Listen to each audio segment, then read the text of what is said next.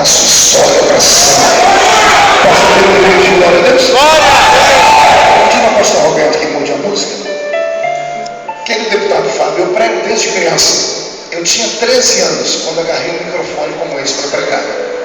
Hoje eu estou com 41, com cara de 50, corpinho de 60. Você ri que não é você, Bocó. Mas eu não tenho na minha memória nenhuma lembrança desde criança até hoje de um culto onde Jesus tenha faltado da reunião. A meia dúzia entendeu, vou tentar melhorar. Eu quis dizer que desde criança eu não tenho na minha memória uma lembrança sequer de um culto onde Jesus tenha chegado atrasado à reunião. Aleluia! Como pregador, às vezes eu sou obrigado a chegar depois que o culto começa. Às vezes sou obrigado a ir embora antes do culto terminar. Mas Jesus nunca fez isso. Ele sempre chega quando o primeiro crente chega. Ele só vai embora quando o último crente vai embora. Isso quando ele não encontra meia dúzia de crentes maluquinhos, daqueles que gostam de fazer hora extra, vigília. Porque se ele encontrar esse povo, ele faz vigília com eles também. E tudo isso porque ele disse uma palavra e ele sustenta a palavra dele. O que ele disse foi isso: esta é a minha igreja e as portas do inferno não prevalecerão. Quem pertence a esta igreja pode dar um grito para colocar. O texto dessa noite é um texto de revelação. Por se tratar de revelação, é um mistério. Mistério na Bíblia é algo que tem 3 características. Primeiro, só Deus sabe. Segundo, Deus só revela no tempo certo. Terceiro, Deus só revela para quem tem intimidade com Ele. Ou seja, a pregação dessa noite não era para qualquer um, era só para você, porque você tem intimidade com Deus. Quando eu abro a Bíblia no capítulo 43 do livro do profeta Isaías, eu encontro aqui o Deus de Israel fazendo promessas. O Deus de Israel fazendo o quê? Promessas. Não ouviu? Promessas. E ele pega 2 promessas e libera sobre o seu povo. É como se Deus pegasse uma multidão, passasse um caminho entre essa multidão e dividisse entre a multidão A e a multidão B. E Deus faz 2 promessas distintas. Uma promessa eu chamo de promessa natural, normal. A outra promessa eu chamo de promessa sobrenatural.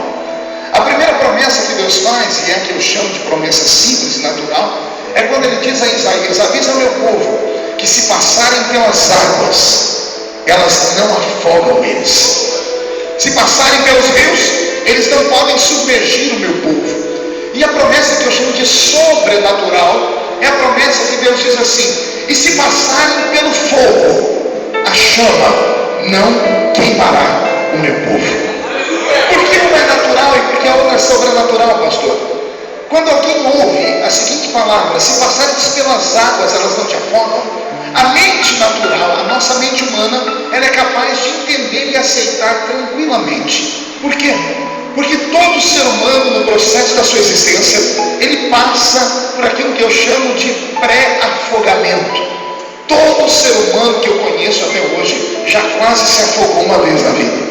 Quer seja no mar, quer seja numa piscina, num lago, ou debaixo do chuveiro, ou bebendo uma água, um guaraná que entrou por outras vias, que você foi obrigado a cuspir, que saiu até pelo nariz. Quem aqui já quase se afogou? Levante a mão para eu ver. E os que não levantaram, tem que dar um cascudo na cabeça deles, porque ele não admite, né? Pois bem, todas as vezes que nós ouvimos uma coisa, e esta coisa não mexe com o nosso entendimento superior, quando nós aceitamos tranquilamente de boa, é porque isso está na esfera natural. Todas as vezes que você vê na Bíblia o Senhor dizendo: se passarem pelas águas, elas não te afogam, nós vamos aceitar tranquilamente, porque quando criança, na adolescência, ou até mesmo na fase adulta, todo ser humano já teve uma experiência. E detalhe, aceitamos esta promessa de Deus, porque afinal de contas, se todos os que levantaram a mão quase afogaram e estão vivos, é porque Deus cumpriu essa promessa na vida dele. Se passares pelas águas, ou seja, se quase se afogarem, as águas não podem te matar.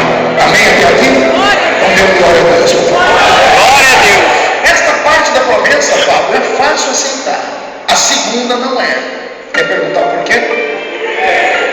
Porque o seu consciente ou seu inconsciente vai buscar na sua memória a história ou exemplo de alguém que que passou pelo fogo e o fogo não queimou. E humanamente falando, no mundo em que vivemos, você não vai encontrar uma outra história a não ser a única história do mundo onde 3 moços andaram no meio do fogo e o fogo não os matou, não os queimou. O nome deles era Ananias, Misael e Azarias, mais conhecidos pelos seus apelidos, Sadraque. Pois bem, tirando esses 3 meninos, tente buscar na sua memória agora a lembrança de alguém que você conhece, que passou pelo fogo e o fogo não queimou.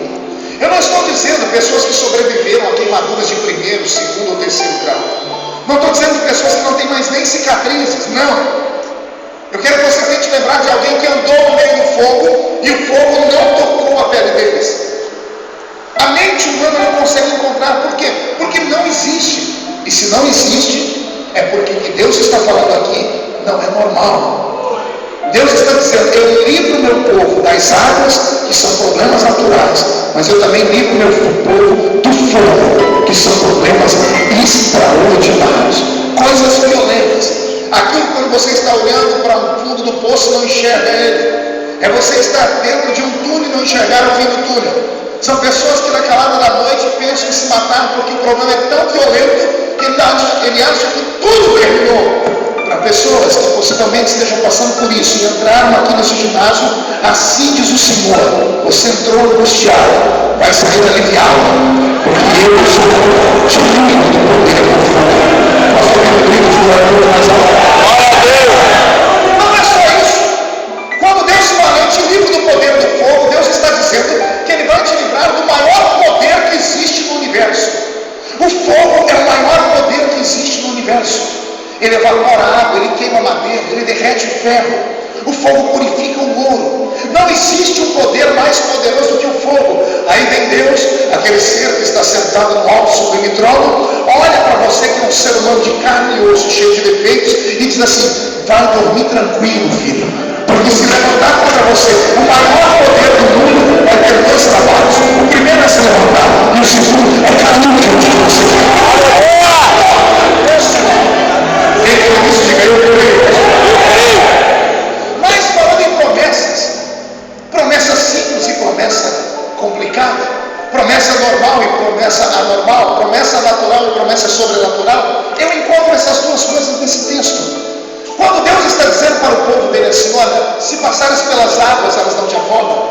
É como se Deus tivesse dividido o povo e encontrado no meio do povo um grupo que só aceita aquilo que a mente consegue entender, aquilo que é lógico. Era Deus dizendo assim: no meio de Israel, embora todos sejam especiais, tem um grupo que só acredita se ver, só acredita se tocar, só acredita se sentir.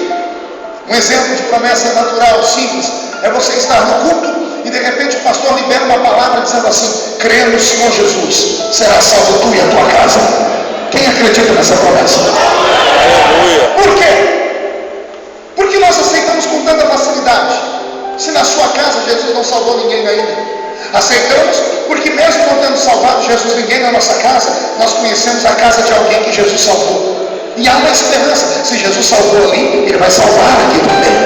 Isso é uma promessa simples. E essa promessa, todos os crentes, do mais simples ao mais inteligente, ele aceita. Exemplo de promessa simples. O pastor está pregando e diz: assim diz o Senhor, eis que o anjo do Senhor acampa ao redor daquele que o teme e o livra do mal. E o pastor diz: o anjo do Senhor está ao seu redor. Quem acredita que o anjo do Senhor está ao seu redor? Por que você acredita se você não está vendo o anjo? É porque aqui no seu inconsciente você tem a memória, a lembrança de alguém que já tem um testemunho. Você mesmo tem um testemunho. Sabe aquele quase acidente? Sabe aquela quase morte? Sabe aquele quase problema? Não foi quase. Aquilo não era mera obra do acaso. Não tinha nada de coincidência. Aquilo era Deus livrando você. Era o anjo do Senhor te protegendo.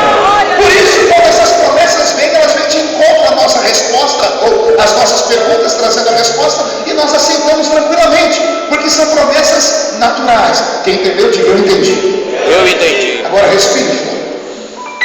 Vem o pastor no culto, olha para a igreja e diz assim: assim diz o Senhor, Eis que o Senhor levantará alguém aqui entre nós para ser o futuro presidente dos Estados Unidos da América. Nem com glória a Deus. Por quê? Porque é impossível.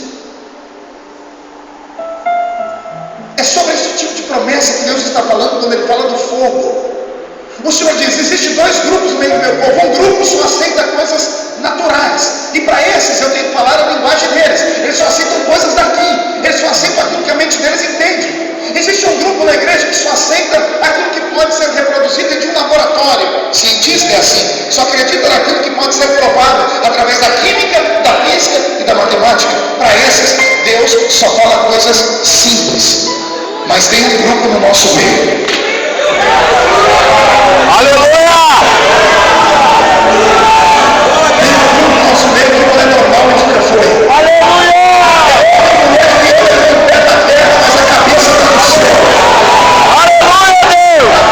Faz serviço, faz serviço, trabalho, usa roupa normal, mas quando tem uma hora certa e pode sair, sobe no meio do mato e pula, grita, rola, salta, cata fogo no chão, chuta na escola tem equilíbrio, é empresária, se veste bem. Você olha para a irmã, ela parece a Naomi Campbell, olha para o irmão, ele parece o Leonardo DiCaprio, e quem vê ele falar é fluente em outras línguas também. Todavia, e mesmo sendo homens e mulheres modernos, não deixam de ser homens e mulheres espirituais.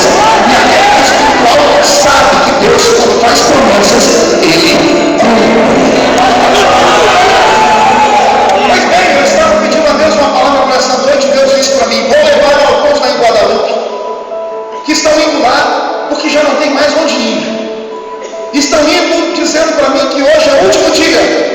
E você vai dizer para eles, Marco, que hoje é o último dia de verdade, mas de sofrimento, porque começa hoje uma nova história na vida deles.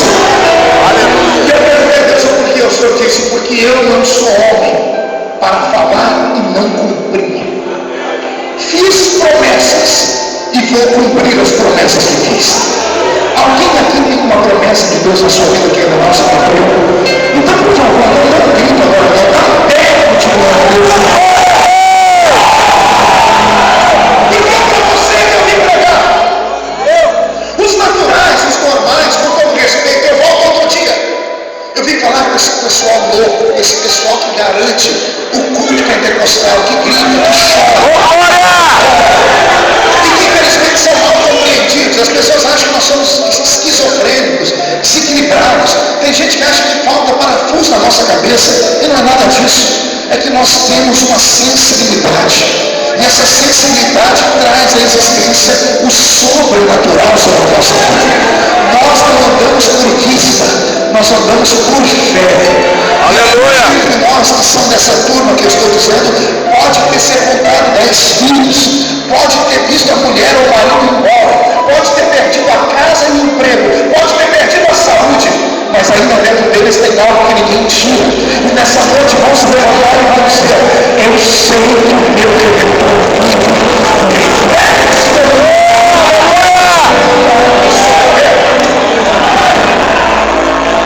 Quero falar nessa noite sobre promessas. Roberto, mude a música. Eu estava pregando na igreja Batista da Lagoinha alguns anos atrás, lá na família Valadão. Terminei um culto muito lindo. A igreja tem 9.000 assentos. Foi uma glória. Quando eu estou lá fora no estacionamento, chegou um mineirinho perto de mim, bem faceiro, um mineirinho bem matuto, com a sacolinha branca na mão, e disse: ô pastor, eu senti de te dar um presente. Eu olhei para ele e falei: e eu senti de receber. Me deu logo. E ele abriu aquela sacolinha e tirou uma caixa de paçoquinha embrulhada. Quem já comeu paçoquinha embrulhada? Vou falar igual mineiro, outra igual, não é só. Já desembrulhei e comecei a comer a paçoquinha. Aí ele olhou para mim e disse assim: ô pastor, o senhor pode orar por mim agora?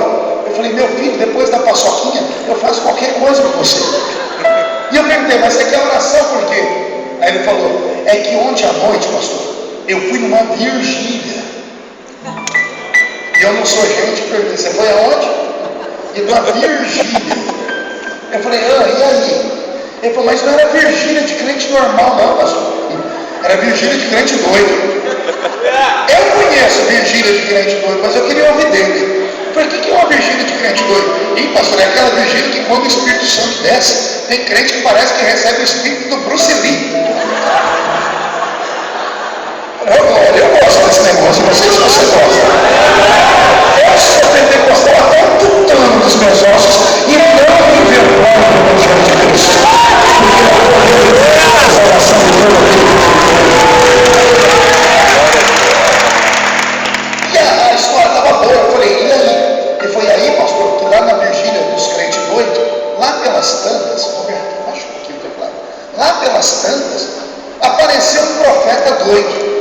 Eu conheço profeta doido de vigília de crente doido. Mas eu queria ouvir da boca dele o que era. Eu disse, quem é um profeta doido? Eu falei, pastor, é aquele que quando vai profetizar para a gente, quase mata a gente do coração. Eu falei, como assim? Ah, pastor, ele estava escorado lá na porta, na parede da igreja, já era lá pelas 4 da manhã, porque vigília é assim, o culto é feito em ondas, né? De repente vem a glória do Senhor e quebra tudo. Daqui a pouco ameniza, todo mundo fica quietinho. Daqui a pouco vem outra glória. Nesse intervalo que ficou tudo quietinho, ele falou, eu estava escorado na parede, pastor, e o profeta veio por trás de mim na ponta do pé. Eu falei, o que ele fez? Pastor, o homem botou a mão no meu ombro, só que não deu tempo de eu virar o rosto. Eu falei, por quê? Porque eu quase tive um infarto no miocárdio. Então o que aconteceu? Ele botou a mão no meu ombro, quando eu fui olhar, ele gritou assim, homem!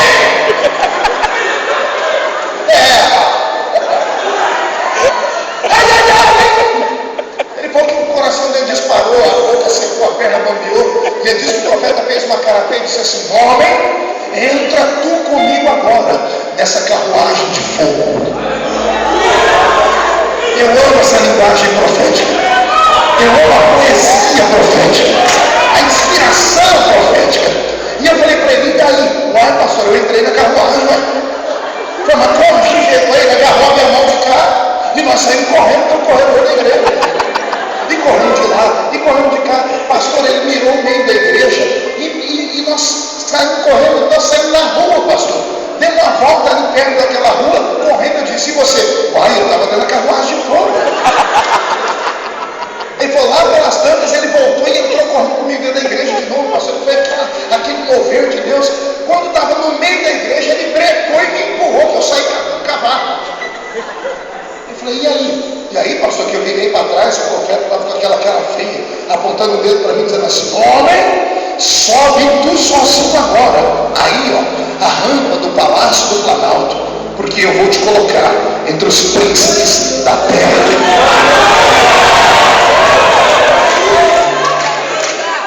Eu dei o mesmo grito que você deu. Eu me emocionei.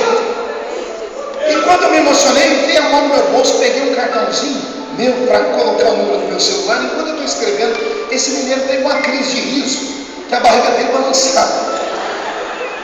E ele parou de rir. Quando eu terminei de escrever, estiquei a mão para ele, ele catou o cartão. Falou, para que isso, pastor? Eu falei, é o número do meu celular particular. Ele, nossa, eu vou ter o seu número. Eu falei, vai. Aí ele falou, para quê, pastor? Eu falei, uai, para quando você subir a rampa do palácio, lembra de mim quando entrar no seu reino.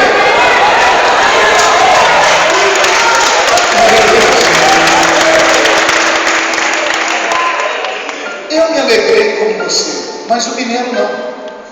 Quando eu falei isso, ele abaixou a cabeça, e quando ele levantou, Fábio, ele começou a chorar, o olho dele escorreu lágrima.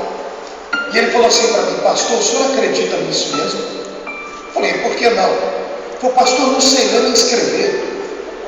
Eu vendo doce nas esquinas de Belo Horizonte para poder levar comida para casa. Eu moro numa casinha, uma taperinha velha. A minha porta da frente da casa é escorada com uma cadeira de fórmica. Só eu e aquele menino sabendo o que é isso. Vocês são ricos da capital, não sabem. Aí ele falou para ele, pastor, minha casa, a janela é fechada com tramela. Só eu e ele sabendo o que é isso. Vocês não sabem disso, porque eles são ricos. E ele falou para mim, pastor, o senhor acha mesmo que eu, sendo pobre desse jeito, um dia vou subir a rampa do Palácio do Planalto?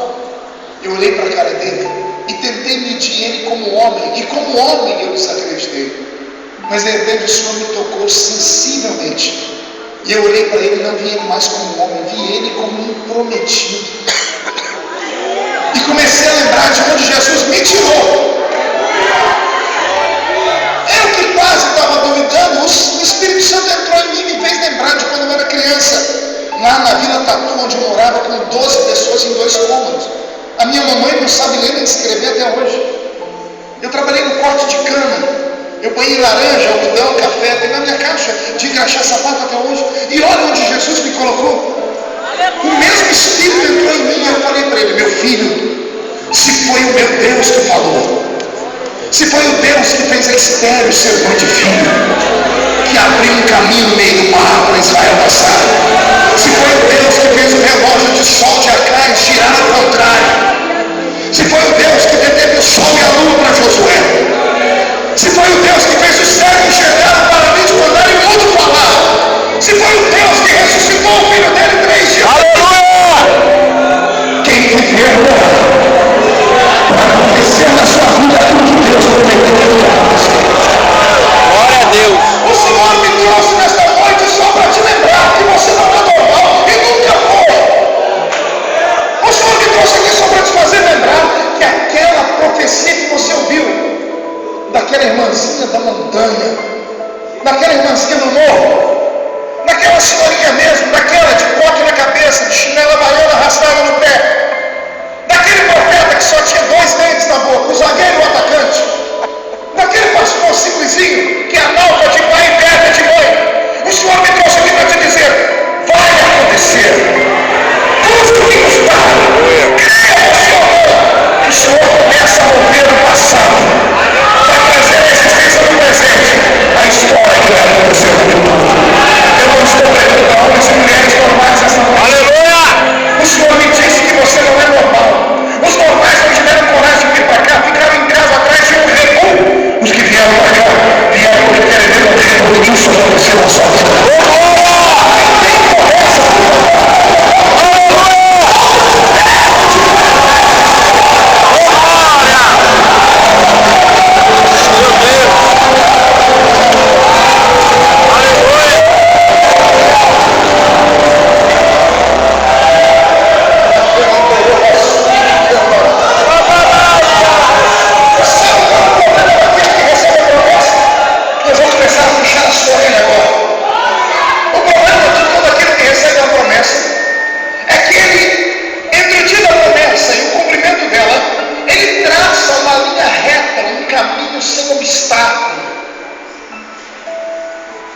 Essa pessoa que faz isso não conhece Deus, porque sabe que Deus nunca vai dar algo que não custa nada, porque o que não custa nada não vale nada.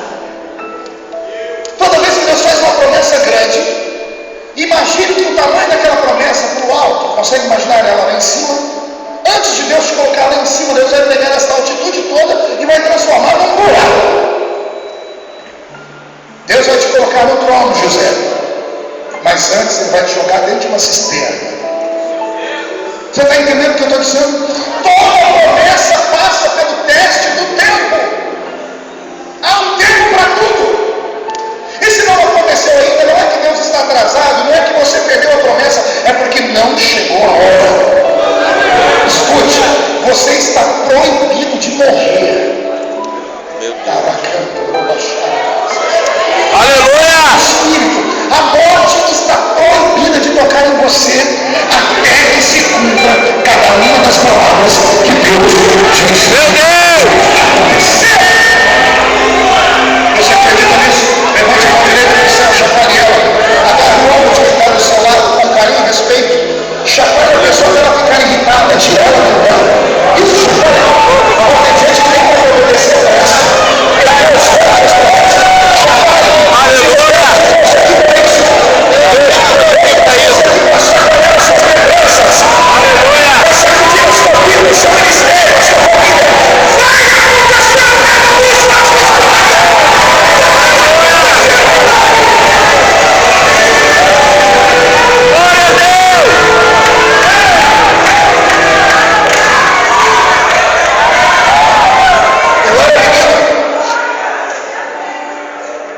Congregava num salãozinho na minha vila chamado Salãozinho da Rua 1. O salão tinha 3 por 4.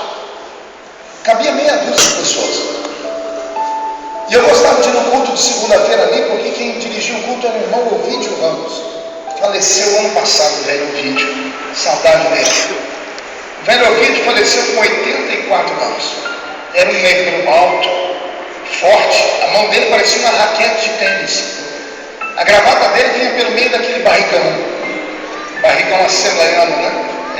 Curva da prosperidade. Né? Cemitério de franquia. Eles falam para mim, né? Também, que eu vou te roubar os 2 copos aqui. Obrigadão. Então imagine vocês que eu ia lá para ouvir o irmão Ovidio, mas eu não ia para ouvir ele pregar, porque ele não pregava direito. Eu ia lá para dar risada dele, porque o velho era muito engraçado. Quantas vezes eu quase me matei de rir, porque ele chegava no culto e dizia assim: vamos abrir a Bíblia do livro de Eixodo. Quando ele estava inspirado, ninguém aguentava. Um dia ele chegou no culto e disse: vamos abrir a Bíblia no livro da profeta Joana. Aí minha irmã levantou o convite: não tem Joana na Bíblia não. Disse: vale a Bíblia, mulher. Joana é aquela peixe do rio, tinha Jonas. A gente começou a descobrir que ele não sabia ler. Alguém na casa dele lia para ele, e ele vinha no culto e falava de cor. Esse era o velho que eu cresci vendo pregar. Foi num culto dele que Jesus me chamou. Ele chegou no culto com o olho vidrado. Ele disse: Jesus falou comigo hoje à tarde. Ele vai levantar alguém aqui hoje. E ele mandou dizer que esse alguém vai receber a unção que está escrito no profeta Albuquerque. Que profeta é esse, irmão Vitor? Ora, o Albuquerque da Bíblia diz: na Bíblia não tem Albuquerque não. Tem. O Albuquerque falou assim, ó: aviva a sua obra, Senhor, no meio dos anos, no meio dos anos, amor de vida. Aí não é para tirar.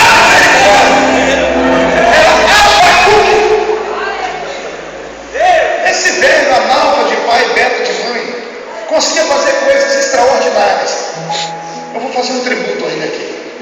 Eu me lembro que um dia no culto ele conseguiu fazer um milagre. Ele conseguiu pegar um hino da harpa. Quem conhece a harpa cristã aqui? Ele pegou um hino da harpa e colocou a música de outra música. Ele pegou uma letra com uma música que não tinha nada a ver uma coisa com a outra. E o pior é que funcionou. O hino é esse aqui: já refúgio a glória eterna de Jesus, o Rei dos Reis, breve os reinos seguirão as suas leis. O hino era para ser esse.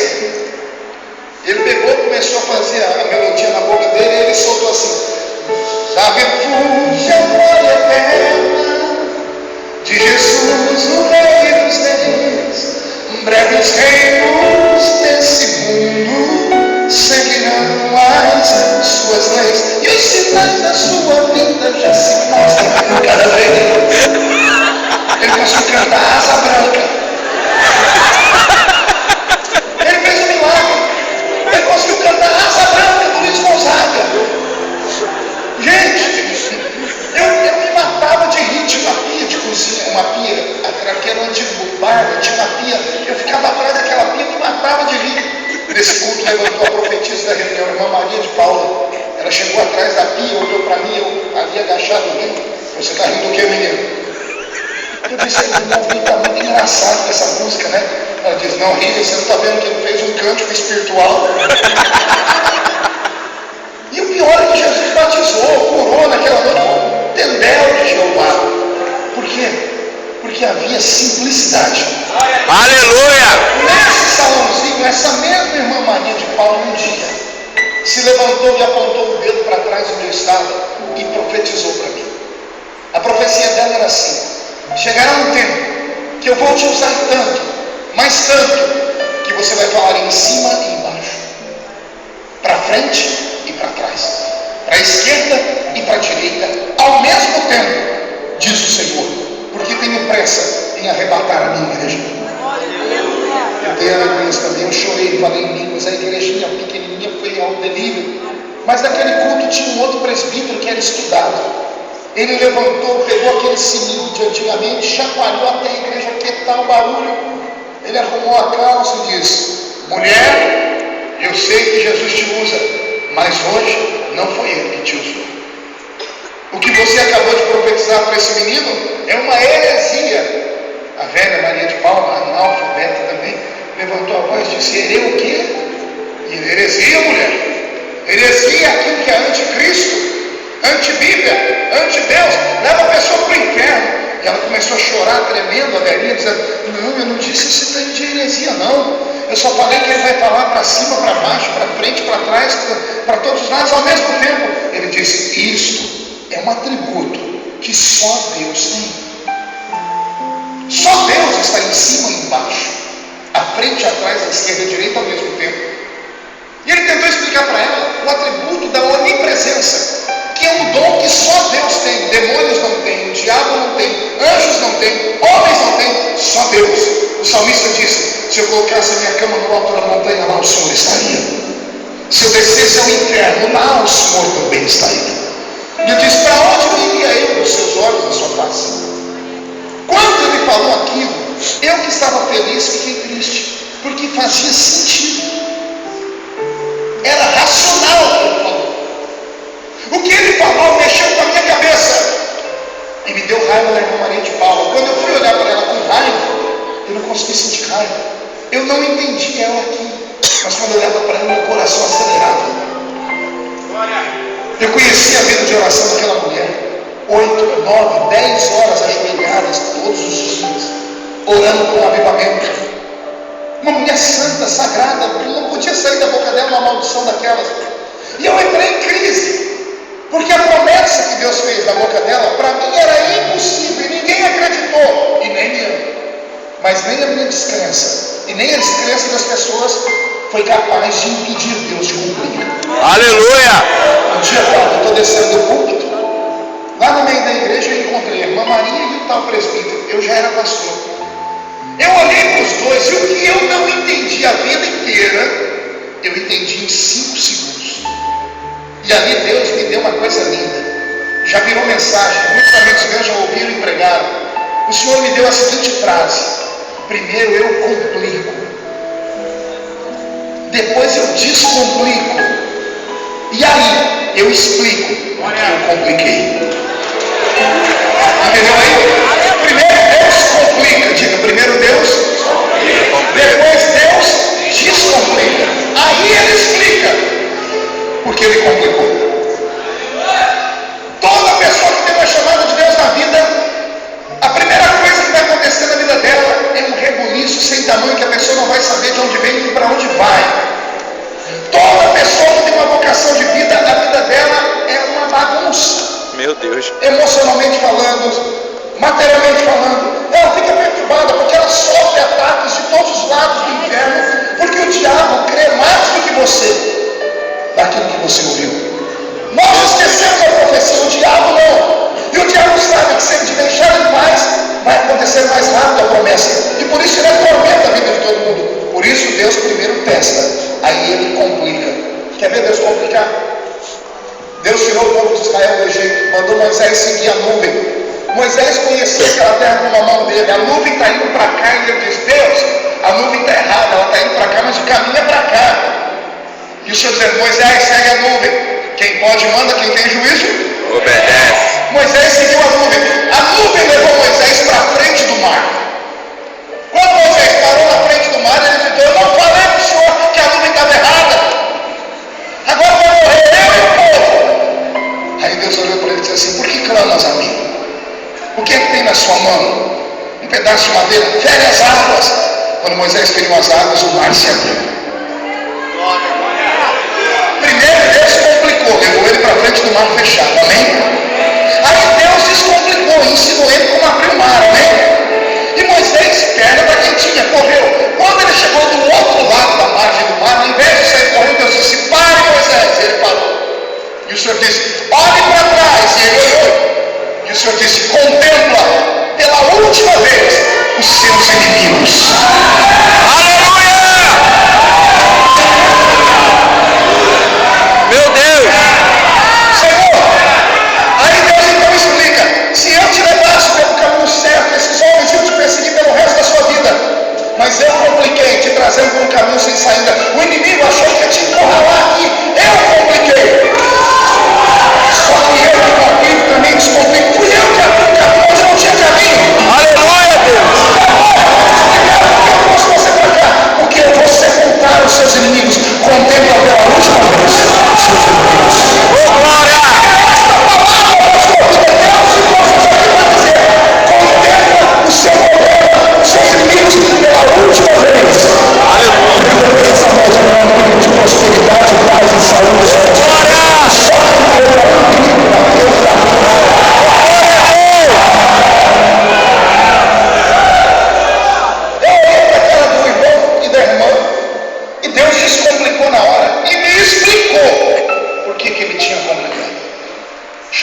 2, falei para aquele presbítero: está na hora do senhor pedir perdão a essa mulher.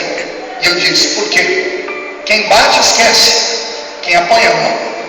Falei: o senhor lembra de um culto quando eu era garoto? E ele falou: lembra. Ele começou a rir. O culto que ela falou que você ia ser Deus, né? Eu disse: ela nunca falou isso. E ele falou: olha, falar para todos os lados ao mesmo tempo não é só Deus que pode. Eu disse: não. Ele olhou para mim e disse assim: heresia? Eu falei: não. Ela nunca disse que eu seria como Deus. Deus estava usando ela para falar uma linguagem que nem eu nem o senhor entendíamos. Ele disse: falar para todos os lados ao mesmo tempo, se não é o dom da onipresença, é o quê? Eu disse: é tecnologia.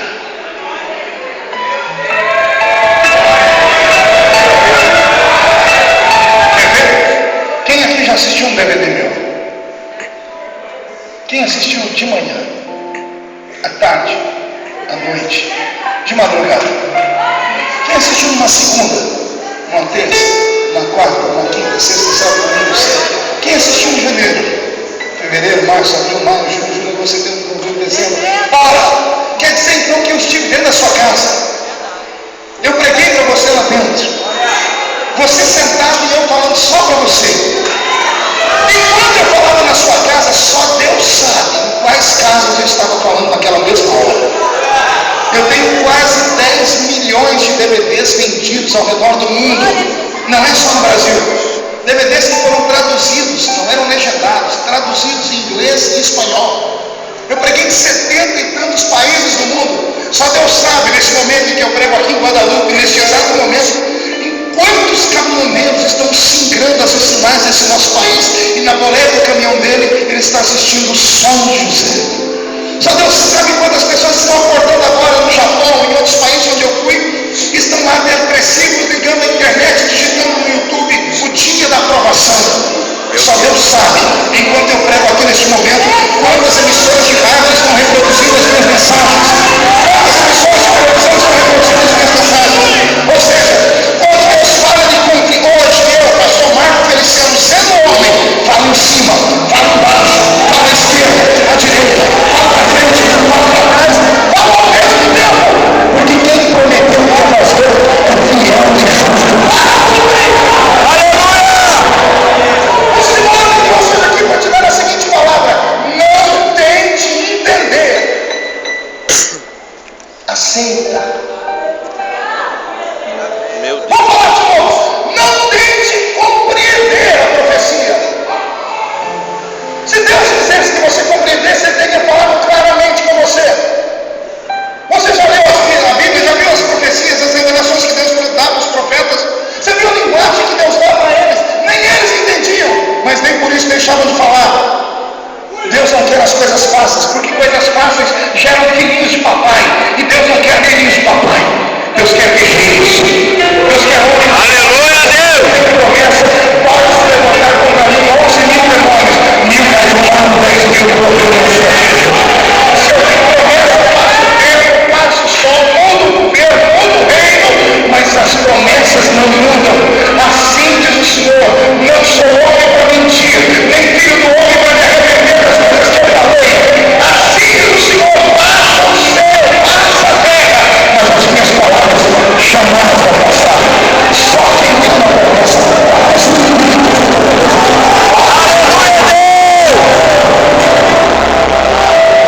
Glória a Deus.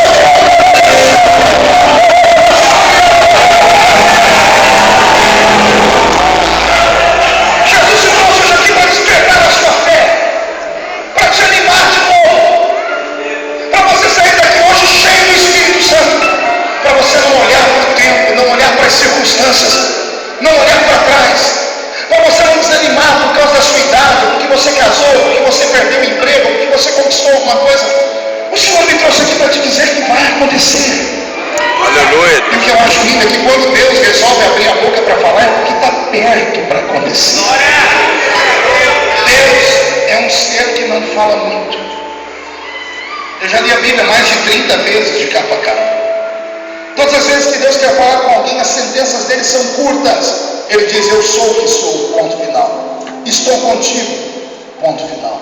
Farei, irei, verei, moverei. Deus é um ser de poucas palavras. E um dia eu perguntei a ele: por que o senhor fala tão pouco? O senhor disse para mim: não sou como o homem que fala em pé e não sustenta sentado. Não sou como o homem que fala da boca para fora, movido a emoção. Deus não pode falar e não cumprir. Deus está alienado à palavra dele. O caráter dele é sim, sim, não, não. Vou falar uma coisa forte agora. Não há uma promessa de bênção que Deus tenha recuado e tomado ela de alguém. A Bíblia toda, não há uma promessa de bênção que Deus tenha se arrependido dela. Promessas são presentes, presentes são dons, e a Bíblia diz que Deus dá o dom sem arrependimento. Agora respire fundo. Eu já vi Deus voltar na palavra dele, mas quando o assunto é maldição, olha que caráter lindo Deus tem. Se Deus promete uma coisa boa, ele não volta atrás. Mas se ele falar que vai punir, existe uma força que faz ele voltar atrás. Tem um profeta subindo no palácio, entrando no quarto de um rei. O rei está deitado e doente. O profeta diz: assim diz o Senhor, eis a promessa: no leito em que subistes não descerás, certamente morrerás. O profeta cumpriu, saiu do palácio. Antes de chegar na escadaria lá fora, o rei, que recebeu a promessa de maldição, estava tão doente que não conseguiu levantar para ajoelhar. A Bíblia diz que ele virou o corpo dele para a parede e chorou. Quando ele derramou lágrimas, ele disse: eu fui fiel. Só isso. Ele não pediu perdão, não pediu misericórdia, ele só fez Deus se lembrar que enquanto ele tinha saúde, ele era um homem honesto. A Bíblia diz que o profeta está descendo a escadaria do palácio. Deus diz: volta. Meu Deus. Imagino que Isaías pensou: Senhor, o homem já morreu, já vou fazer o enterro, o velório. O Senhor diz: não, volta e profetiza mais 15 anos de vida. Imagina Isaías orando: Senhor, mas o Senhor falou. O Senhor dizendo assim para ele: eu não tenho que dar satisfação para ninguém dos meus atos. Volta, porque a maldição eu recuo ela. A bênção Deus não toma, mas a maldição Deus tira. O Senhor vai tirar essas duas palavras. A maldição ele está arrancando e a bênção está chegando. Isso tem alguém que vai nisso?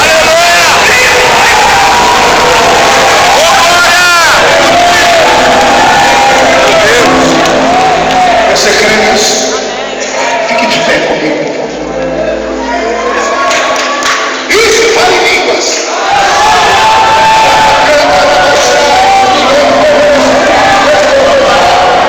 Glória a Deus, aleluia. Estou em barulho de espadas.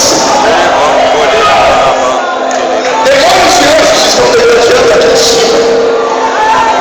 O motivo é você e as suas promessas. E os demônios se enxergam de longe. Quando eles viram vocês estão aqui desestruturados, desanimados, eles tinham certeza que essa semana sua vida ia acabar. E de repente eles estão vendo você chorar, estão vendo você sorrir, batendo palma, orar em línguas, correr o povo de lado para o outro. Eles sabem que a palavra pegou você. Deus colocou nos olhos do Deus. Quem me libertará? Esse ano ainda, diz o Senhor, antes do dia 31 de dezembro de 2014, você vai estar sentado com a família melhor de uma mesa farta, vai lembrar desse culto e vai lembrar da profecia e vai chorando e dizer: bem diz o meu Criador, eu estou com saúde, eu estou em paz, a minha família serve ao Senhor, os promessas se cumpriram, eu estou em prosperidade. Então eu digo: eu e a minha casa servimos ao Senhor.